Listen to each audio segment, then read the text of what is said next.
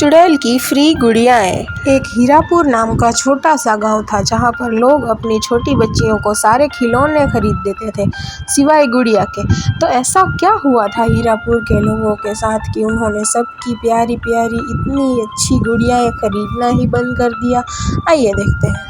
तो ये बात है उन दिनों की जब विमला नाम की एक सुंदर औरत गांव में नई नई रहने आई थी। गांव की कई औरतें उससे जलती थी। सुनो री बीना, ये विमला के बारे में सुना है क्या? हाँ किरण बहन, चिंटू के पापा ही कल उसके बारे में बोल रहे थे। कितनी सुंदर है कर रहे थे। हाँ, ये भी बोल रहे थे ऐसा ही कुछ। कौन है ये कलमुही? पता नहीं बहन, पर सुना है कि वो गुड़ियाओं की दुकान खोलने वाली है। ये बोल रहे थे कि मेरी पिंकी को लेकर जाएंगे गुड़िया दिलाने। मैंने तो साफ मना कर दिया उस कलमुही के पास जाने से। हाँ बहन, अभी तो उससे हमारे पति मिले भी नहीं, बस दूर से देखा है। तब भी इतनी तारीफों के पुल बांध रहे हैं, मिलेंगे तो पता नहीं क्या होगा।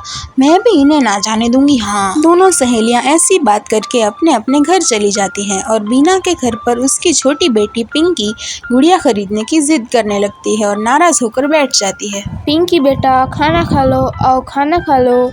चलो, मम्मी की बात नहीं मानोगी क्या? नहीं, पहले मुझे वो रंग बिरंगी गुड़िया चाहिए। जब तक मुझे वो नहीं मिलेगी मैं कुछ भी नहीं खाऊंगी। नहीं नहीं।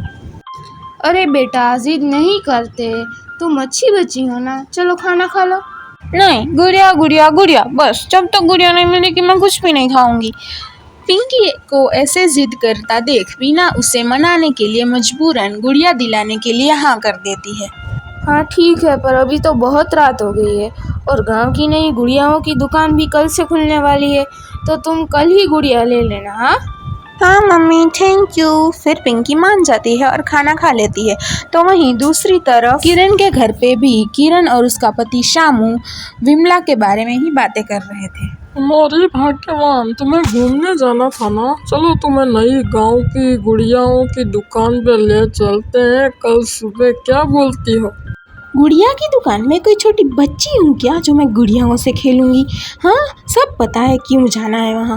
और अगर घर से निकले भी ना उस दुकान पर जाने के लिए तो हमेशा के लिए बाहर ही रहना, पड़े रहना बाहर। इस तरह की बातें करके खाना खाकर वो दोनों सो जाते हैं। सुबह हो जाती है पर अभी तक विमला की गुड़ियाओं की दुकान नहीं खुली होती। गाँव वाले भी इंतजार कर रहे थे कि दुकान कब खुलेगी, पर दुकान तो अभी तक खुली ही नहीं। तो पिंकी भी उदास हो जाती है और स्कूल चली जाती है।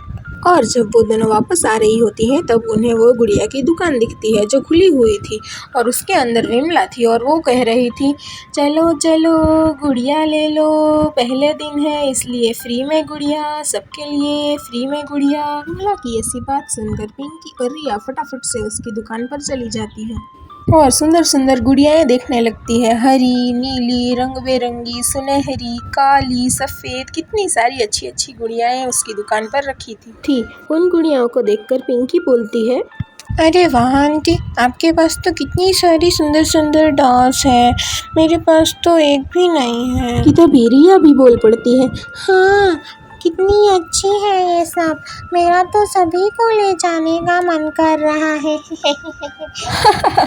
क्या सबको?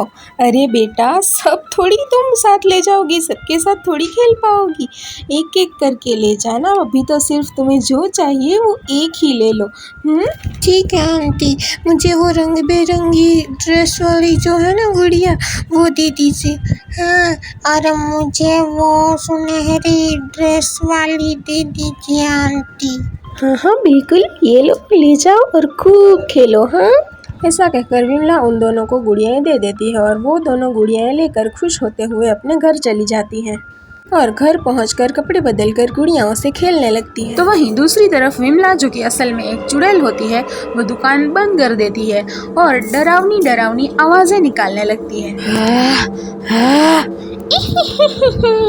आज के शिकार भी मिल गए, अब तो मेरी गुड़ियाएं अपना कमाल दिखा ही देंगी। एक तरफ चुड़ैल ऐसी भयानक भयानक आवाजें निकाल रही थी तो वहीं दूसरी तरफ पिंकी और रिया अपनी नई गुड़ियाओं के साथ सो रही थी और तभी वो दोनों अचानक से गायब हो जाती हैं। तभी सुबह हो जाती है और उन दोनों के घर वाले उन्हें ढूंढने के लिए परेशान होने लगते हैं। अजी जाइए, मेरी पिंकी को लेकर आए, मैं उसके बिना जी नहीं सकती। प्लीज़ मेरी पिंकी को ले आए, पता नहीं कहाँ होगी मेरी बच्ची। धैर्य रखो भाग्यवान, धैर्य रखो, मिल जाएगी। हम उसे ढूंढने की कोशिश कर ही रहे हैं ना। इस तरफ पिंकी के घर वाले उसे ढूंढने के लिए परेशान थे, तो वहीं रिया के माता पिता का भी वही हाल था। रिया को ढूंढते ढूंढते उन्हें रात हो चुकी थी। तभी उन्हें किसी गांव वाले से पता चला कि रिया की दोस्त पिंकी भी गायब है। तभी रिया की माँ मीना और पिता नवीन घबरा जाते हैं और बातें करने लगते हैं। सुनो जी, कहीं रिया और पिंकी दोनों साथ गायब हुए? कहीं उस घटना में कोई संबंध तो नहीं है?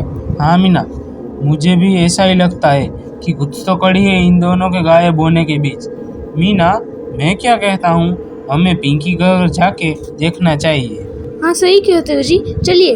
फिर वो दोनों ऐसा कहकर पिंकी के घर चले जाते हैं और रिया की माँ पिंकी की माँ को रोता देखकर उसे हिम्मत देने लगती है। अरे मीना बहन, शांत हो जाओ, मेरी रिया भी तो गायब हुई है, धैर्य रखो, वो आ जाएगी। कैसे मीना बहन, कैसे? मेरी छोटी सी पिंकी कहाँ चली गई? अरे अभी तो मेरी बच्ची, अभी तो गुड़िया लाई थी, खेले बिना ही चली गई मेरी बच्ची। क्या कहा बहन तुमने? गुड़िया? अरे ऐसे ही गुड़िया तो रिया भी लाई थी। कल जब मैंने पूछा तो कहने लगी कि नई दुकान से लाई हूँ, फ्री में मिली है। हाँ, पिंकी भी बोल रही थी और बहुत खुश भी थी। नवीन, तो कहीं हमारी बच्चियों के गायब होने और गुड़ियाओं के बीच कोई राज तो नहीं है? हाँ रामू भैया, शायद तुम सही कह रहे हो। कुछ तो गड़बड़ है नवीन, कुछ तो गड़बड़ है। ऐसा कहकर वो दोनों उस गुड़िया की तरफ देखने लगते हैं और उन्हें गुड़िया की आंखें लाल लाल डरावनी दिखाई देती है। बस अब तो पक्का था, जो भी गड़बड़ हुई थी गुड़िया के ही कारण हुई थी। फिर वो ये बात अपनी अपनी पत्नियों को बताते हैं और पिंकी और रिया की लाई हुई गुड़ियाओं को देखकर बाबा के पास जाने का फैसला करते हैं और जंगल के रास्ते से जंगल वाले तांत्रिक बाबा के पास जाने लगते हैं और आखिरकार वहाँ पर पहुँच जाते हैं और बाबा से ये सारी बातें कहने ही वाले होते हैं कि तभी बाबा बोल पड़ते हैं। आओ आओ, आ गए। मुझे पता था कि तुम लोग जरूर आओगे। अरे पर बाबा, आपको कैसे पता? वो वापस आ गई है। वो कौन बाबा? किसकी बात कर रहे हैं आप? वही जो गुड़िया देकर गायब कर देती है। दिखती तो सुंदर है पर है चुड़ैल। चुड़ैल? क्या बाबा, कहीं आप? हाँ बेटी, वही विमला, वो एक चुड़ैल है और तुम्हारी बच्चियां उसी के पास है। बाबा आप तो सब जानते हैं, तो उन्हें वापस कैसे लाएं, ये भी बता दीजिए। वो चुड़ैल बहुत मायावी है, उसे हरा के ही तुम अपनी और गांव वालों की बाकी बच्चियों को वापस ला सकते हो। उसके लिए तुम्हें उसकी वो काली गुड़िया जलानी होगी। उसकी सारी शक्ति उसमें ही है, फिर सारी बच्चियां वापस आ जाएगी। पर अगर अमावस से पहले तुम लोगों ने ये काम नहीं किया तो उसकी शक्तियों में 100 गुना बढ़ोतरी हो जाएगी। नहीं बाबा, मैं अपनी पिंकी के लिए सब कुछ करूंगी। अगर वे शक्तिशाली है तो मैं भी एक माँ हूँ। अभी वो माँ की शक्ति जानती नहीं, इस माँ की शक्ति उसे हरा देगी। फिर वो सब बाबा को प्रणाम करके वहाँ से चले जाते हैं और अगले दिन एक प्लान के साथ विमला की दुकान पर चले जाते हैं, जिसमें मीना विमला को बातों में उलझाए रखती है और पीछे से बिना वो काली गुड़िया ढूंढने लगती है। अरे इतनी सारी गुड़िया में वो काली गुड़िया कहाँ होगी? ढूंढना थोड़ा मुश्किल है, पर मैं करके रहूंगी। से वो गुड़िया ढूंढ रही थी कि तभी उसे एक सुंदर सी सफ़ेद डॉल के पीछे एक काली गुड़िया दिख जाती है, जो बहुत ही भयानक लग रही होती है। वो चुपके से उसे लेकर बाहर निकल जाती है और मीना को भी चलने का इशारा कर देती है। फिर वो दोनों उस गुड़िया को लेकर मीना के घर चली जाती है और वहीं दूसरी ओर चुड़ैल को भनक लग जाती है कि उसकी काली गुड़िया गायब है। मेरी गुड़िया कहाँ गई? और फिर चुड़ैल उसकी गुड़िया को ढूंढते ढूंढते बीना के घर तक पहुंच जाती है और चुड़ैल दरवाजे पर खड़ी होती है और जोर जोर से चिल्ला रही होती है। नहीं, क्या कर रही है बेवकूफ औरत? मत कर ऐसा, वरना तेरी बहुत बुरी हालत होगी। मुझे मेरी परवाह नहीं, मैं मेरी पिंकी के लिए कुछ भी कर सकती हूँ। ऐसा कहकर बीना उस काली गुड़िया को गैस के चूल्हे में डाल देती है और गुड़िया जलने लगती है और जलकर धुआं बन जाती है। तो वही गुड़िया के जलने के साथ ही चुड़ैल भी जलने लगती है और ज़ोर ज़ोर से चिल्लाते हुए धुआं बन जाती है और गांव की जो भी बच्चियां गायब हुई थी वो सब वापस आ जाती हैं। तो बच्चों, इस कहानी से हमें क्या सीख मिलती है कि हमें कभी भी किसी अनजान व्यक्ति के द्वारा दी हुई चीज़ नहीं लेनी चाहिए, फिर चाहे वो हमें कितनी ही पसंद क्यों ना हो और कितने भी विपरीत हालात हो, उनका सामना डट कर करना चाहिए। अगर कहानी अच्छी लगी हो तो वीडियो को लाइक और शेयर करें, चैनल को सब्सक्राइब करें। मिलते हैं अगली वीडियो में। Bye bye.